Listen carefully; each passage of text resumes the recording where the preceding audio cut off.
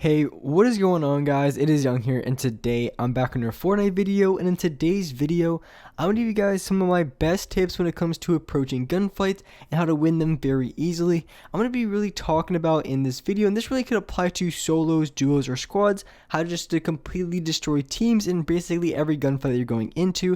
I'm gonna give you guys some really good tips in this video, so make sure you guys stay to the end. And before we get into the video, I have a weekly V-Buck giveaway. I'm gonna be giving away V-Bucks every single Friday. And if you guys want a chance to win some free V-Bucks, all you guys need to do is to drop a like on this video. Make sure you guys subscribe to my channel and also subscribe to my second channel. I post a ton of really good content on there, so make sure you guys do subscribe. Turn on my post notifications, and as well leave a comment down below of your Xbox gamer tag, your PSN gamer tag, or Epic account. And if you guys would like to support me as a creator in the item shop, all you have to do is go over to the item shop, go into the bottom right hand corner, support a creator, and type in my code. My code is Young Humor. Type it in and you guys will have me supported as a creator. And alright guys, let's get right to the video. Alright, so in this video, I'm going to give you guys some really good tips when it comes to approaching gunfights and exactly how to do so. That's going to give you a really good advantage. So here in the first clip that I'm going to show you guys, it's me playing in just the early game. I ended up dropping about 8 kills, so I absolutely went off. So as you can see, I picked off the first 2 players here, and I really want to talk about exactly what I'm doing and kind of the mindset and exactly what I'm trying to do every single time that I'm going into a gunfight. If of course, every game is going to be different, but as you can see, this is going to be the third player that I pick off that didn't even see me. They were either at a building across or they're running across to a different building. They didn't see me at all. This is pretty much the only fight where the guy actually saw me. He tried to get one shot at me and he wasn't able to, and that's something that I do a ton in the early game, because a lot of times, really early on in the game, right after you land, a lot of people are going to be in buildings searching for chests, searching for weapons, and they're really not even going to consider or look around for other players. So maybe if you're sitting on top of your building, maybe peek over the fence where you are. A lot of times you can catch a ton of people slacking and get a lot of shots off just because they're going to be completely unprepared. So you're going to catch them off guard if you go for those early shots. And even if you aren't able to kill them, you're at least going to get quite a few tags on them. And if you have an AR, you can probably do a good 60 to probably even 80 damage or so right off the start, just shooting shots at them from across the building from where you're at. So that's a very good strategy and something that I do a ton. And when I was approaching this gunfight, really the main thing I wanted to do is I really was at first trying to edit the guy down, because a lot of times if you're right above them and you edit them down, they're not going to be expecting it, because a lot of players are going to be trying to shoot you down. They're not going to expect you just to challenge straight up or edit you down. So I was just trying to go for a quick edit down and challenge there, because I felt like that was going to give me the best possible chance to get a lot of shots off, because like I said, a lot of times they're not going to be expecting something like this. So if you play really aggressive on a lot of players, honestly you can catch a ton of them off guard, because a lot of them are going to assume you're going to be playing a lot more passive, just holding turbo build. So if you go for an edit play or edit them down, make them challenge you, it could set them off and you can get quite a few tags. And even though you might lose a little bit of HP sometimes as you hit a good shot on you, a lot of the times you are able to clean the player very fast, because you're going to catch them off guard and you're going to be able to just clean them out from there. And when I'm running over to, and I'm going to see another team that's going to be in front of me, but when I'm running over, as you can see, I'm constantly going to be running around along rooftops, and the main reason being, if someone else is on a rooftop, it's going to be pretty much an even playing field. But if you're at the bottom, say if you're at the bottom of the house and you have players on top of the house, it's going to cost you extra mats to get on top.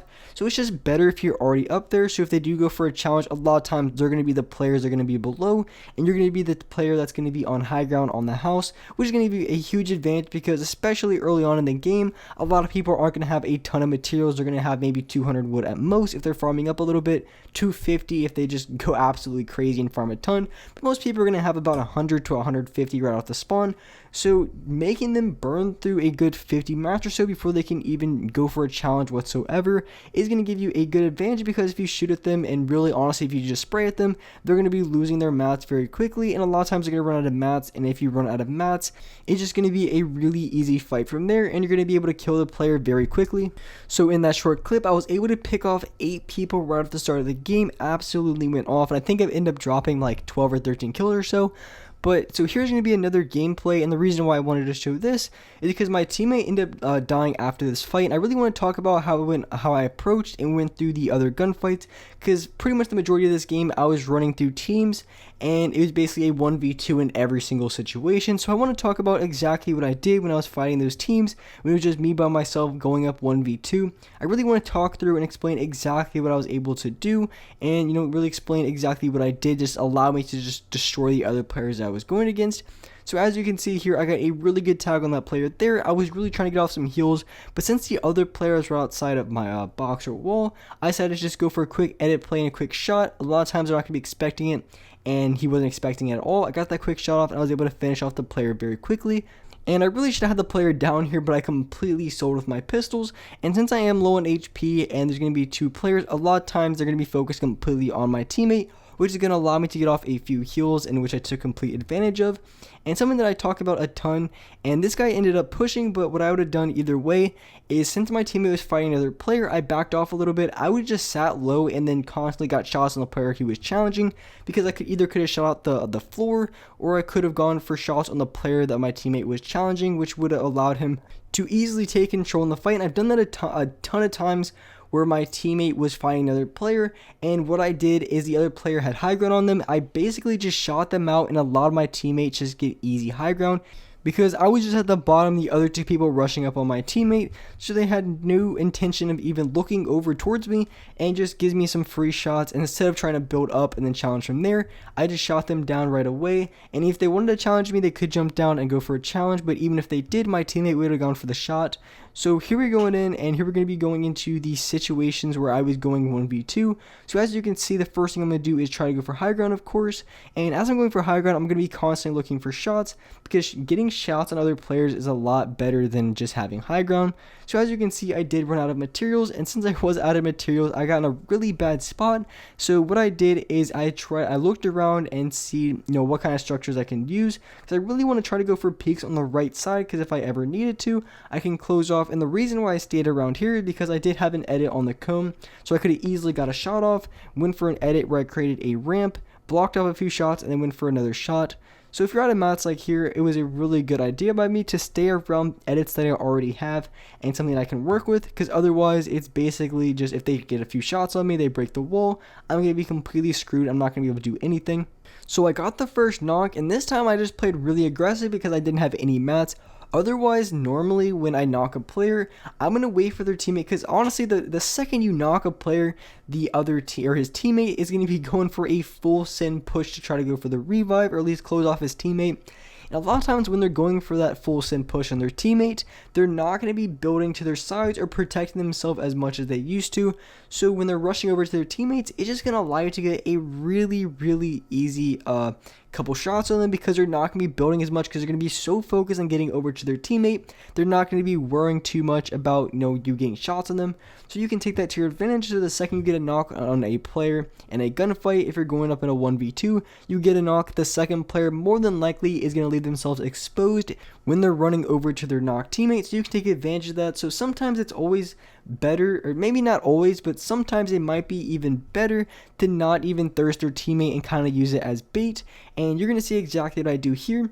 So you're going to see the player down here. I'm going to try to kill this guy as quickly as I can, go for the edit. I end up getting both the edits, get a couple shots on this player. I finish him, and the second I finished him, I looked over for his teammate, and I think his teammate was struggling to get up.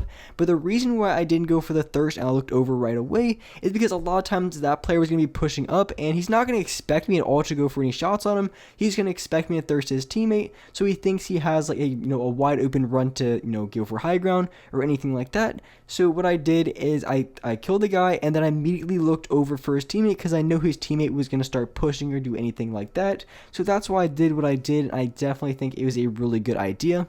And so here's going to be the last 1v2 in this gameplay. And so going into this fight, I usually always try to, or going into any fight, I usually always try to go for any shots right off the bat if I can. But these guys are really just spraying a ton, so I immediately start building out of metal, because they were just trying to shoot me down, use explodes, and that's exactly what they were doing. They were just really at the bottom trying to shoot me out. Because I built out of metal, it gave me a lot more time to go for any sort of shots I wanted to.